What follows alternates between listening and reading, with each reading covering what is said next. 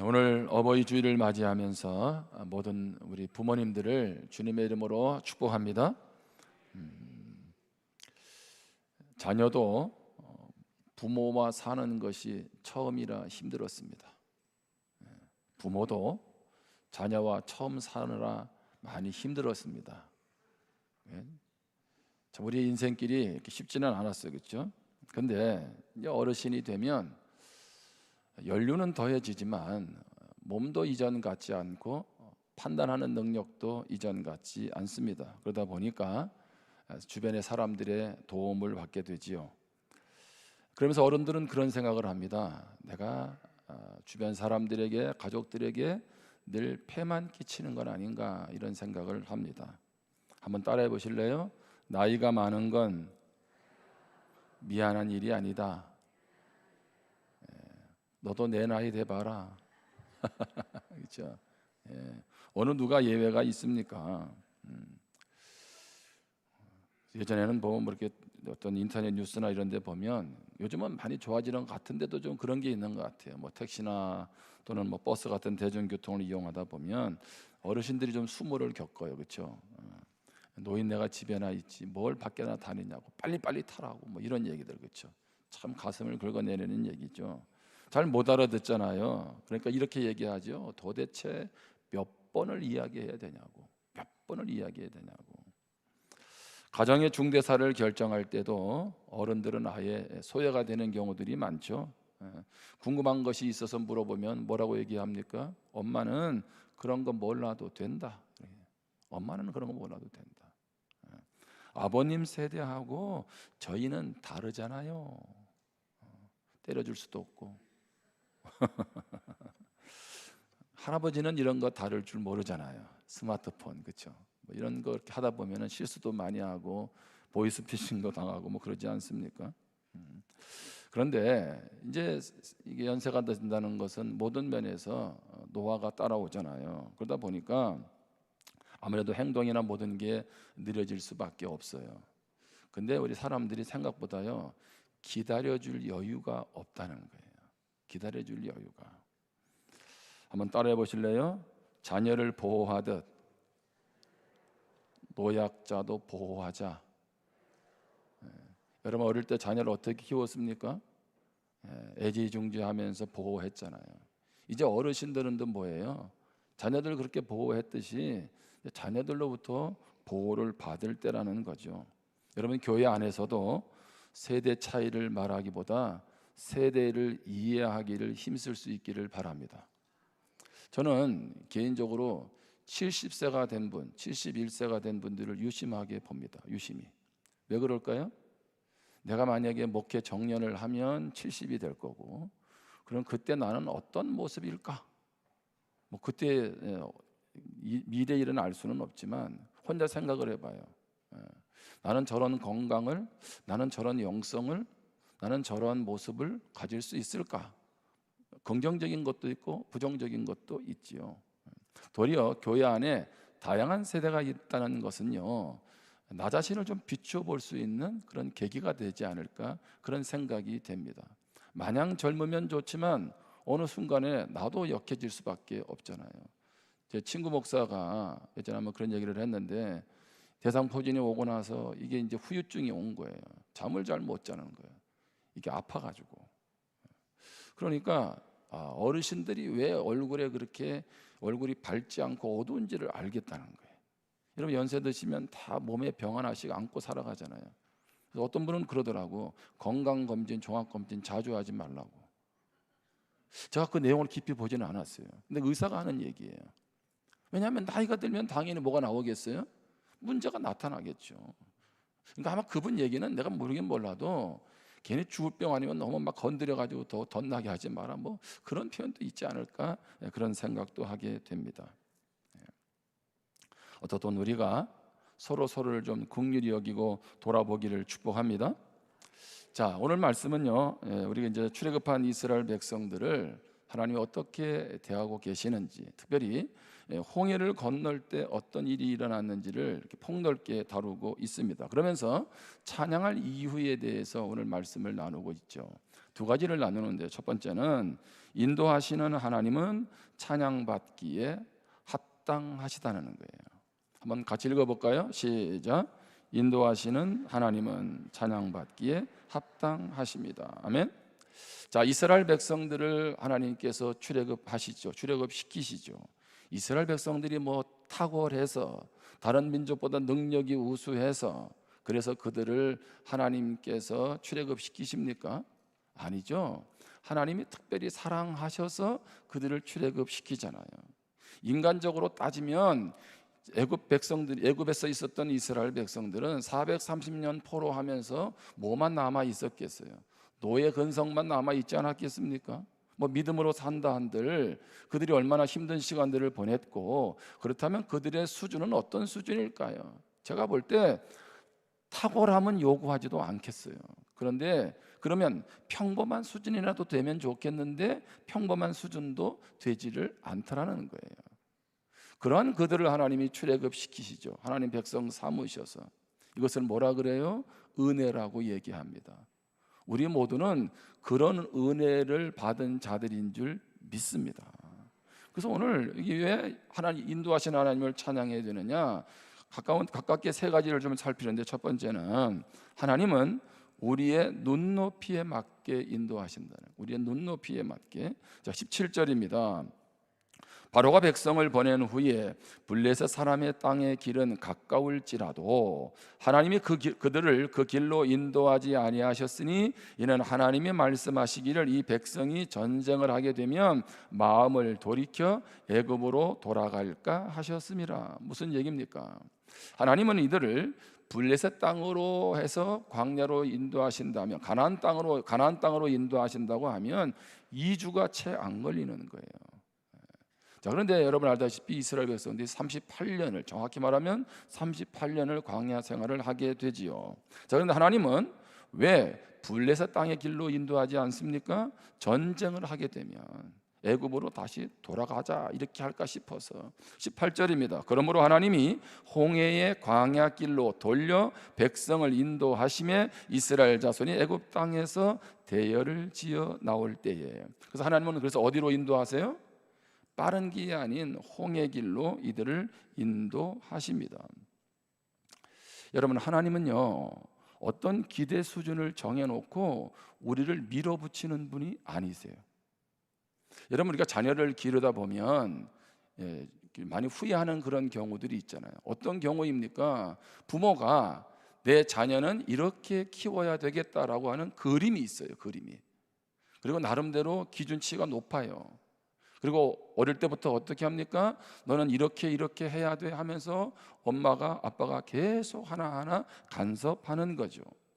근데 시간이 지나 보면 아시겠지만 자녀들이 그렇게 커줍니까? 그렇지 않죠. 물론 부모는 자녀를 잘 키워보고 싶다는 마음 때문에 그렇게 했어요. 그래서 여러분, 자녀를 잘 보시면 제가 볼 때 우리 교회 얘기대로 자녀는 셋은 낳으셔야 돼. 왠 줄 아세요? 처음에 자녀를 하면 어떤 마음이 들어요? 얘한테 모든 걸 쏟아부어 잘 키우겠다는 거죠. 자, 그런데 하나만 나면 안 되잖아. 그렇게 했는데 결과가 안 좋을 수 있잖아. 그래서 누가 있어야 됩니까? 둘째가 있어야 되는 거예요. 둘째는 위를 보면서 어떻게 해야 될지를 살아갈 방법을 찾게 되거든요. 이제 막내쯤 되면, 셋째쯤 되면 부모는 어떻게 합니까? 받아줍니다. 우리 집 막내는 다 받아주는 거예요 지금. 무슨 얘기냐 하면, 이게 자녀를 키우면서 그런 생각을 하잖아요. 아유, 내가 이렇게 하지 말았어야 되는데, 뭐 이런 생각들을 하는 거 아니겠습니까?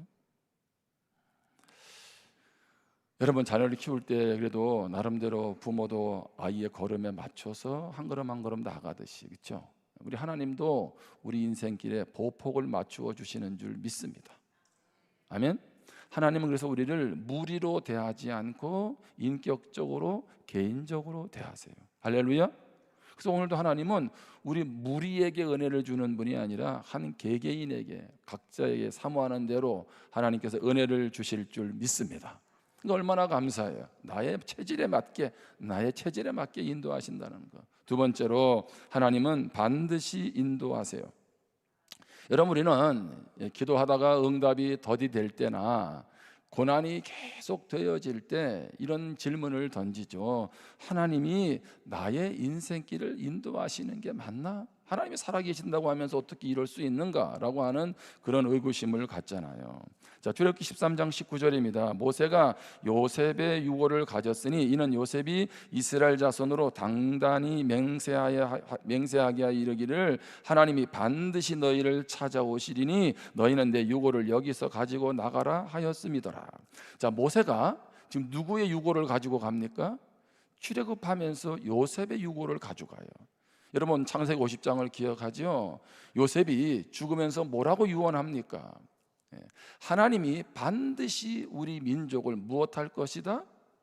출애굽을 시켜서 아브라함에게 약속했던 가나안 땅으로 인도하실 것이다.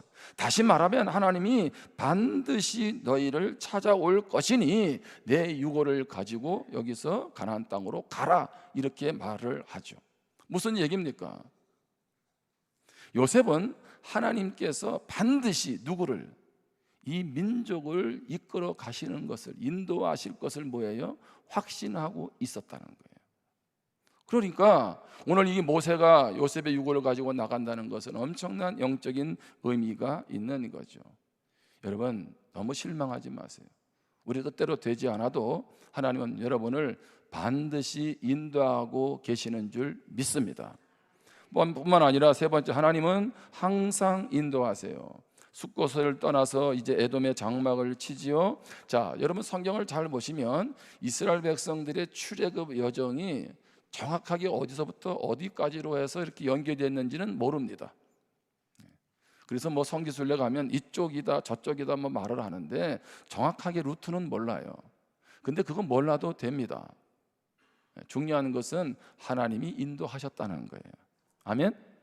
하나님이 인도하셨다는 거죠. 자, 출애굽기 13장 21절입니다. 여호와께서 그들 앞에서 가시며 낮에는 구름 기둥으로 그들의 길을 인도하시고 밤에는 불 기둥을 그들에게 비추사 낮이나 밤이나 진행하게 하시니 낮에는 구름 기둥 밤에는 불 기둥이 백성 앞에서 떠나지 아니하니라. 아멘. 자, 말씀을 잘 보시면 자, 출애굽하는 그들의 여정에서 무엇이 항상 있어요? 밤에는, 낮에는 구름 기둥, 밤에는 뭐예요? 불 기둥.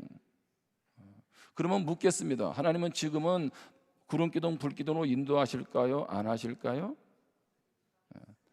하기도 하고 안 하기도 합니다. 이게 무슨 얘기냐 하면 하나님은 자연을 통해서도 역사하잖아요. 그런데 저 하늘에 떠 있는 구름이 오늘 뭔가 모양이 다르면은 마치 하나님이 나를 인도하신다 이렇게 생각하지는 마세요. 그런데 하나님은 그렇게 하실 수도 있죠. 근데 지금 우리 인생길에 하나님이 굳이 구름을 사용하고 불기둥을 사용하지 않아도 어떻게 해요? 우리를 인도하고 계시잖아요. 형태가 중요한 게 아니에요. 하나님이 인도하시는 것이 중요하지. 아멘. 그래서 오늘 우리는 분명히 오늘 말씀하는 건 뭐예요? 이스라엘 백성들의 광야 여정 속에 구름 기둥, 불 기둥이 사라진 적이 있습니까? 여러분 성경을 잘 보세요. 구름 기둥, 불 기둥이 사라진 적이 있냐고. 그러면 여기서 구름 기둥이냐 불 기둥이냐 뭐 몇 시부터 몇 시까지 그런 시간 개념이나 뭐가 중요한 게 아니고 뭐예요? 하나님이 항상 인도하셨다는 거예요. 아멘. 매 순간 하나님이 인도하세요. 여러분 성경에 보면 전부 다 하나님의 인도하는 얘기입니다. 예를 들어서 시편에도 보면 하나님은 우리를 지키시는데 주무시지도 아니하시고 무엇하시고 졸지도 아니하시고. 그 말은 무슨 얘기예요? 항상이라는 얘기죠. 아멘. 항상 우리를 인도하세요. 예수님이 부활 승천하시면서 마태복음 28장의 마지막에 뭐라고 말씀하세요? 내가 어떻게까지? 세상 끝날까지 너희와 무엇하리라? 항상 함께 있으리라. 아멘. 자, 내가 기분 좋으면 너희들이 하는 행동을 봐서 있다가 없다가 하는 게 아니라 항상 함께 하신다고 말씀하잖아요. 아멘. 얼마나 감사합니까?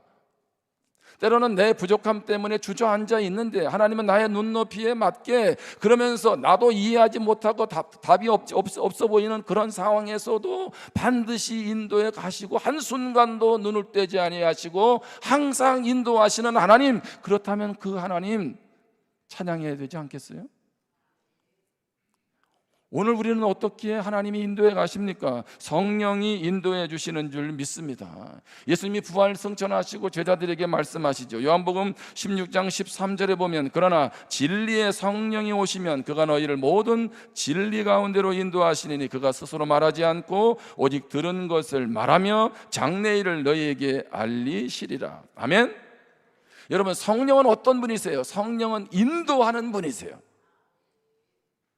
무엇으로? 진리 가운데로, 하나님 뜻 가운데로 온전히 나아가도록 우리를 인도하시는 분, 그렇게 말하고 있는 거예요. 여러분, 사실은 이 말씀은요, 우리가 엄청난 감격 속에서 받아들여야 됩니다. 제가 지난 수요일에 성령의 인도에 대한 말씀을 나누다가 얼마나 제 마음 가운데 인도에 대한 부분이 다시 다가왔는지 몰라요. 내가 너무 설교만 했구나. 그래서 이번 수요일에도 다시 한번 해보려고 그래요. 여러분, 생각해 보세요. 성령이 나를 인도한다는 거. 자, 로마서 8장 14절에 보면 무릇 하나님의 영으로 인도함을 받는 사람은 뭐다? 곧 하나님의 아들이다. 할렐루야. 그러니까 하나님의 자녀는 반드시 누가 인도해요? 성령이 인도한다는 거. 하나님의 영, 성령이 인도한다는 거죠. 여러분, 여행을 가보면 여행 갈 때 뭐 어떤 여행이 즐겁냐? 좋은 친구하고 갈 때, 마음 맞는 친구하고 갈 때 여행이 즐겁다, 뭐 이런 얘기도 하지만, 여행에서는요 가장 좋은 의미 있는 여행 중에 한 가지는 어떤 가이드가 함께하느냐도 중요해요. 그렇죠? 가이드가 얘기해 주는 것에 따라서 별 건물도, 별 볼 일 없는 건물도, 그렇죠? 별 볼 일 없는 풍경도 의미 있게 다가오잖아요. 자, 저는 이제 예전에 운전을 할 때요, 내비게이션을 별로 그렇게 믿지를 않았어요. 근데 요즘에는요, 내비게이션을 얼마나 신뢰하는지 몰라. 왜냐하면 예전에 그 차에다가 내비게이션을 이제 원래 정품이 아니라 싸제를 바꿔 끼웠는데 얘가 항상 말썽을 일으키는 거예요. 업그레이드 안 되고. 얘 말 들어서 가보면 항상 늦게 가고, 원치 않는, 내가 원하지 않는 길로 가고. 그래서 얘를 아예 내가 인정을 안 했어요. 예? 예. 맞다고 지금 나오잖아, 음악이 지금. 그렇죠? 예? 예. 자, 그런데 이제 두 번째 음악 나와야 돼요. 예. 자, 그런데 요즘 제가 차를 바꿨잖아요. 근데 얘가 얼마나 똑똑한지, 처음엔 제가 원하는 대로 갔어요. 근데 요즘엔 얘가 지가 알아서 계속 인도를 하더라고. 요로 가면 안 막힌다고. 추천 경로라는 게 있잖아요. 그 내비게이션 잘 보면 차가 막히면 거기에 뭐가 있어요? 빨간색이 쫙 쳐져 있고. 옛날 내비게이션은 그게 없었다고. 얘가 얼마나 똑똑해졌는지. 그래서 요새는 제가 원하는 길로 안 가고 얘가 원하는 길로 갑니다. 그게 저한테 도움이 많이 돼. 제가 뭘 얘기하는 거예요? 여러분, 우리 하나님이 내비게이션만 못하냐 그런 얘기지. 그죠? 여러분, 우리 성령님이, 예? 우리를 인도해 가신다는 게, 이게 조금만 생각해 보면 이게 어마어마한 축복이고 어마어마한 일이에요. 아멘? 우리가 그분의 인도에 민감하지 않아서 그렇지, 이분이 내 삶을 인도해 간다면, 여러분 죄송하지만 내일 일을 아세요? 여러분, 자녀들 그렇게 잘 키웠는데 자녀의 앞길을 아시냐고. 자녀의 안전과 미래를 담보하실 수 있어요? 여러분이 책임질 수 있어요? 여러분, 우리 인생에서 하지 못할 일들이 얼마나 많나요? 그런데 불안과 예측할 수 없는 이런 시대에 성령이 인도하신다잖아요. 성령은 뭐 하는 분이세요? 창조주 하나님이신 줄 믿습니다. 아멘? 창조할 때부터 함께 하셨잖아요. 성령이 영이 운행하셨잖아요. 그러면 이런 분이, 다른 누구도 아닌 이런 분이 내 인생길을 이끌어 간다? 그러면 그분의 인도를 받는 것처럼 복된 일이 어디에 있냐고. 그런데도 우리는 이분을 너무 무시하고 살아간다는 거죠.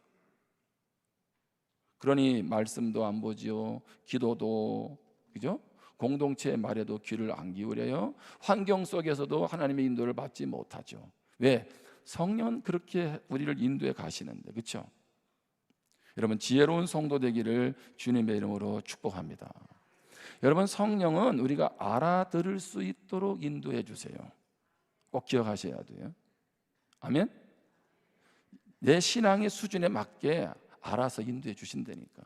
그런데 그분을 알면 알수록 얼마나 그분의 풍성한 인도를 경험하겠냐는 거죠. 그러다 보니까 출애굽 여정에서 이런 인도하시는 하나님을 보니 어떻게 해요? 찬양할 수밖에 없다는 거죠.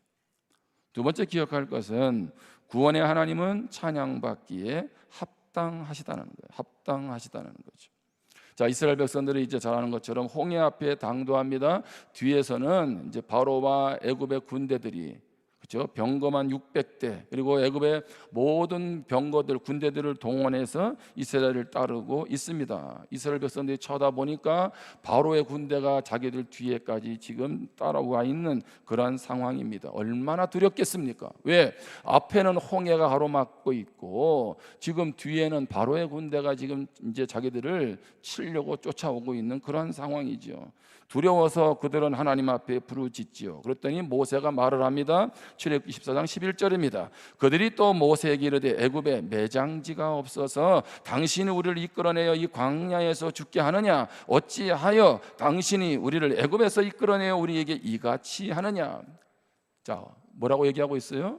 애굽에 우리를 묻을 묘지가 없어가지고 이 광야에서 죽게 하느냐? 그러면서 원망합니다. 12절입니다. 우리가 애굽에서 당신에게 이른 말이 이것이 아니냐? 이르기를 우리를 내버려 두라. 우리가 애굽 사람을 섬길 것이라 하지 아니하더냐? 애굽 사람을 섬기는 것이 광야에서 죽는 것보다 낫겠노라. 왜 우리를 광야에서 죽게 하냐는 거예요. 차라리 고통스러워도 어디가 좋다? 애굽이 좋다. 지금 그렇게 말하고 있는 거죠. 여러분, 현실은 충분히 그렇게 반응할 수 있어요. 원망하고 불평할 수 있습니다. 그런데 이들은 누굽니까? 이미 10가지 재앙을 통해서 하나님이 하시는 것을 보았고 하나님께서 구름 기둥으로 불 기둥으로 인도하시는데 원망과 불평을 쏟아내고 있어요. 제가 깨달았어요. 하나님이 인도해도 우리는 여전히 무엇할 수 있다? 원망하며 불평할 수 있다. 하나님이 무엇을 보고 하나님이 행하시는 기적을 보고도, 그리고 지금 구름 기둥 불 기둥 한번 생각해 보세요. 지금 우리하고 다르잖아요. 눈앞에 하나님이 구름 기둥으로 불 기둥으로 인도하시는 그런 상황에서 홍해 앞에 있고 바로 군대가 쳐들어오는 상황일 뿐이지 하나님은 계시잖아요. 그런데도 불구하고 어떻게 해요? 원망 불평 쏟아내고 있는 거죠. 한번 따라합시다. 이 모습이 내 모습이다. 그렇죠?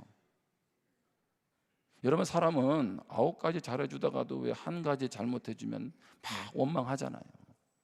이게 우리 연약한 인간의 모습인 것을 다시 확인하게 되죠. 그런데 하나님은 어떻게 하세요?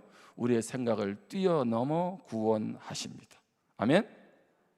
자, 바로의 군대가 있어요. 앞에는 홍해가 가로막고 있죠. 그런데 모세는 백성들과 반응하는 것이 달랐어요. 자, 백성들은 원망하지만 불평하지만 모세는 하나님을 신뢰합니다. 자, 무슨 차이인가요? 이스라엘 백성들은 지금 무엇만 보고 있어요? 앞에 홍해만 보고 있고 공격해오는, 따라오고 있는 애굽 군대만 보고 있습니다. 자, 모세도 앞에 홍해가 있는 거 압니다. 애굽 군대가 오면 어떤 일이 벌어질지 알고 있습니다. 그런데 한 가지가 달랐죠. 누구를 바라봤어요? 하나님 바라봤어요. 출애굽기 14장 13절에 보면 모세가 하나님을 신뢰하면서 말합니다. 모세가 백성에게 이르되 너희는 두려워하지 말고 가만히 서서 여호와께서 오늘 너희를 위하여 행하시는 구원을 보라. 너희가 오늘 본 애굽 사람을 영원히 다시 보지 아니하리라. 아멘. 모세가 뭐라고 말하고 있어요? 두려워하지 말라는 거예요. 그리고 하나님께서 오늘 행하실 것을 보라. 지금 이렇게 말하고 있는 거죠. 모세는 지금 뭘 말하고 있습니까? 한번 따라해 보실래요? 지금이 하나님이 일하실 때다. 아멘. 인간적으로 보면 답이 안 보이죠. 환경적으로 보면 길이 안 보이죠. 모든 게 막혀 있어요. 그런데 하나님이 하시면 된다는 거예요. 그러니 말하지 말고 쓸데없는 생각하지 말고 하나님을 의지하고 바라보라는 거죠. 그래서 우리가 아는 것처럼 어떻게 하나님이 홍해에 길을 내시잖아요. 아멘. 이스라엘 백성들도 이런 생각했어요? 홍해의 길을 낼 것을 알았냐고요. 그들의 생각 속에서는 홍해에 빠져 죽을 생각이든 아니면 애굽 사람에 의해서 죽을 생각이나 했겠지 전혀 그들은 그런 생각 못했어요. 그런데 하나님은 어떻게 하세요? 그들의 생각을 뛰어넘어서 역사하시죠. 에베소서 3장 20절에 보면 우리 가운데서 역사하시는 능력대로 우리가 구하거나 생각하는 모든 것에도 넘치도록 능히 하실 이에게. 아멘. 우리 가운데 역사하시는 하나님 어떤 분이냐는 거죠. 그분은 우리의 생각하는 대로만 역사하고 우리가 기도하는 것만 응답하는 분이 아니라는 거예요. 우리가 생각하는 것이 때로는 망하는 길이 될 수도 있고, 우리가 구하는 것이 욕심이 돼서 그 길로 가다가는 도리어 하나님과 멀어질 수도 있고, 도리어 더 좋은 길이 있을 수도 있잖아요. 그러니 얼마나 감사합니까? 하나님이 내가 구한 대로만 주시는 것이 아니라 구한 것에 더 넘치도록. 아멘. 내가 생각하는 것보다 더 하나님이 알아서 이끌어 가시니 얼마나 감사하냐고요. 오늘 이 출애굽의 홍해 역사는 이스라엘 백성들이 생각이나 했겠냐고요. 그런데 하나님은 이렇게 이들을 이끌어 가시잖아요. 할렐루야. 여러분의 인생길도 무엇 때문에 막혀있고 힘들지는 모르지만 여러분의 생각을 넘어 역사하시는 하나님을 기대하기를 주님의 이름으로 축복합니다. 이것이 믿음입니다. 그래서 하나님 찬양하는 거죠. 뿐만 아니라 하나님은 세밀하게 구원하세요. 여러분, 고수와 하수의 차이를 아세요? 고수. 각 분야의 고수들이 있잖아요. 프로와 아마추어의 차이를 아십니까? 여러 가지 차이가 있지만 가장 큰 차이는요, 디테일입니다. 디테일. 세밀함이에요. 세밀함. 고수들은요, 대충 하는 게 없습니다. 사람들은 그렇게 말하지요. 뭘 저렇게까지, 저래서야 피곤해서 어떻게 살아라고 말할지 모르지만 나름대로 성과를 이루어내고 남과 다른 사람은 보면 남과 다른 디테일이 있어요. 여러분, 잘 되는 식당, 안 되는 식당도요, 디테일의 차이가 있잖아요. 저는 이렇게 음식을 먹을 때 그렇게 맛집을 찾아다니는 스타일이 아닙니다. 저는 먹으면 다 맛있어요. 제 입에 안 맞는 건 이상한 거예요. 자, 그런데 무슨 얘기를 하고 싶냐면, 제가 식당을 가거나 할 때 안 가는 식당이 있습니다. 갔는데 너무 식당이 불결해. 그러면 안 가요. 두 번째 안 가는 식당은 어떤 식당이겠어요? 직원들의 친절 여부입니다. 직원들의 말 한마디나 이런 것들이 저한테 좀 민감하거든. 한 번은 제가 식당을 가서 식사를 하는데 저는 약간 이렇게 매운 것만 먹으면 땀이 많이 나는 거예요. 병이 있는 거 아닙니다. 예? 땀이 많이 나. 예. 그러니까 제가 항상 수건을 가지고 다니고 휴지를 많이 써요. 예. 근데 어떤 직원이요, 물수건을 탁 갖다 주더라고. 쓰시라고.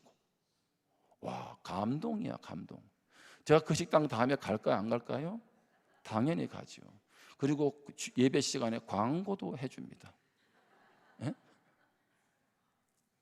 그러니까 그 직원은 손님을 유심히 보고 배려한 거겠죠. 그러니까 마음이 얼마나 따뜻하냐고, 그렇죠? 똑같은 음식을 이렇게 요청을 해도 기분 좋게 갖다 주는 사람이 있고 뭐예요? 다시는 안 갖다 줄 사람인 것처럼, 그죠? 그럴 때는요, 저도 안 시킵니다. 눈치가 있지. 별것도 아니에요. 별것도. 뭐 교회도 마찬가지 아니겠습니까? 우리 하나님은 디테일하신 하나님이세요. 아멘. 그만큼, 그러니까 우리의 눈높이에 맞춰서 인도하실 수가 있는 거죠.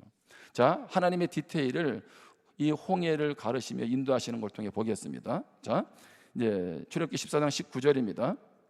이스라엘 진 앞에 가던 하나님의 사자가 그들의 뒤로 옮겨가매 구름 기둥도 앞에서 그 뒤로 옮겨 애굽 진과 이스라엘 진 사이에 이르러 서니 저쪽에는 구름과 흑암이 있고 이쪽에는 밤이 밝음으로 밤새도록 저쪽이 이쪽에 가까이 못하였더라.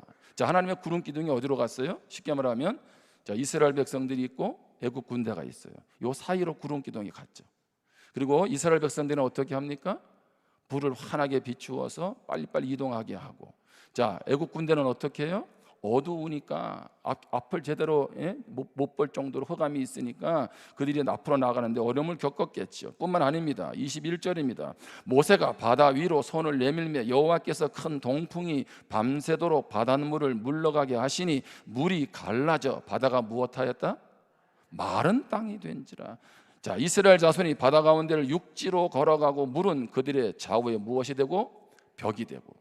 자, 여러분, 이 말씀을 보면 여러분 우리가 일반적으로 생각하는 건 뭐예요? 물 기둥이 이렇게 좌우에 벽이 됐잖아, 그렇죠? 여러분 이것도 엄청난 디테일입니다, 그렇죠? 여러분 물이 이렇게 멈춰 서는 거 보셨어요? 물을 가두지 않는 한 물은 어떻게 돼 있어요? 흐르게 돼 있잖아. 근데 하나님이 이스라엘 백성들이 지나가는 홍해길에 양쪽에 기둥이 되게 해서 물이 흐르지 않게 하셨다는 거죠. 자, 애국 군대가 쫓아오니 그들을 어떻게 해요? 그들은 흑암 가운데, 백성들은 어떻게 해요? 밝은 빛으로 인도하시죠. 근데 제가 여기서 디테일의 끝을 본 게 뭐냐면 마른 땅이야, 마른 땅. 마른 땅. 여러분 홍해에 자 물을 하나님께서 자 동풍을 불어서 자 이렇게 벽이 되게 하셨어요. 그러면 그 홍해 바닥은 어떤 상황이 돼 있어요? 질퍽질퍽해야 되는 거 아니에요? 아니 그렇잖아요, 상식적으로. 근데 그 땅이 어떻게 돼 있다? 마른 땅이다. 자, 이스라엘 백성들은 어린아이도 있고 노약자도 있고 병든 사람도 있고 수레도 있고 그러면 있잖아요, 땅이 질퍽질퍽해서 만약에 간다라고 할 때 얼마나 그 행렬이 더디겠냐고, 그렇죠? 근데 하나님이 무슨 땅으로 만들었어요? 야, 우리 하나님 정말 세밀하시다. 할렐루야. 그래서요 출애굽기 15장에 보면 모세가 이 출애굽을 한 것으로 인해서 하나님을 찬양하는 내용이 나와요. 그 11절 한 절만 볼게요. 여호와여 신중에 주와 같은 자가 누구니까? 주와 같이 거룩함으로 영광스러우며 찬송할 만한 위엄이 있으며 기이한 일을 행하는 자가 누구니까? 할렐루야. 제가 이 마지막 이게 다 귀하죠. 거룩함으로 영광스럽고 찬송할 만한 위엄이 있는 분이 우리 하나님이세요. 그런데 어떻게 행하셨어요? 기이한 일을 행하셨어요. 아멘. 여러분 이건 기이한 거예요. 애굽 군대가 쫓아오는데 홍해의 길을 내서 물의 벽을 물기둥을 세워서 불로 그들을 조절하시고 마른 땅으로 건너가게 하시고 나중에 다시 물이 원위치 돼서 애굽 군대는 그곳에 다 수장시키는, 이거는 뭐예요? 하나님이 하실 수 있는 거예요. 이거는 어떻게 표현을 못하는 거예요. 기이한 일이에요. 여러분 하나님이 하시면 우리 인생길에 기이한 일이 일어나는 줄 믿습니다. 사람들이 하는 일이 기이한 일이 아니고 하나님이 하시면 그게 뭐예요? 기이한 일이 돼요. 근데 믿음은 기이한 일까지 보는 게 믿음이죠. 내 상식선과 내 한계만 가지고 바라보고 경험한다면 그게 무슨 믿음의 영역입니까? 그런데 하나님만이 하실 수 있으니, 하나님이 그렇게 하시니 그러한 기이한 일을 행하신 그분께 찬양할 것밖에 없잖아요. 아멘. 저는 신방 가면서 늘 성도들에게 자주 인용하는 말씀이 있어요. 그게 누가복음 12장 7절입니다. 너희에게는 심지어 머리털까지도 다 세신 바 되었나니 두려워하지 말라. 너희는 많은 참새보다 더 귀하니라.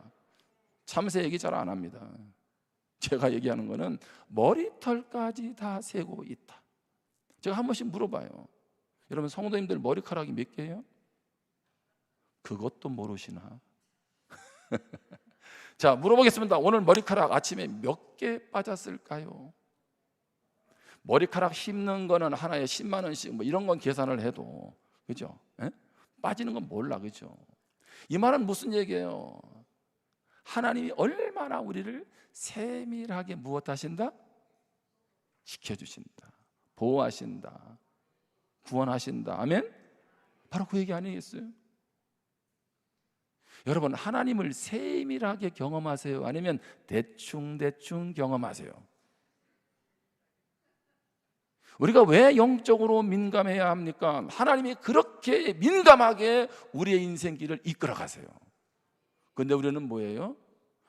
신앙생활은 뭐 예배생활은 그냥 주일날 와서 예배 드리고 일주일은 내 생각대로 가는 거죠. 이거 얼마나 어리석냐고. 이런 놀라운 하나님, 이런 놀라운 성령님이 내 인생길을 이끌어 가는데, 제가 그래서요 회개를 한 거예요. 수요일날 말씀 전하고 나서. 그리고 어떻게 주일 본문이 내가 정한 것도 아니지만은 또 인도하시면 나와서 제가 정신이 지금 번쩍 나는 거죠. 아, 이거는 정말 이론이 되면 안 된다. 여러분의 하나님 되기를 주님의 이름으로 축복합니다. 할렐루야. 그래서 우리가 말씀에 자꾸 인도를 받잖아요. 이제 한 영상을 보고 말씀을 마무리합니다. 예.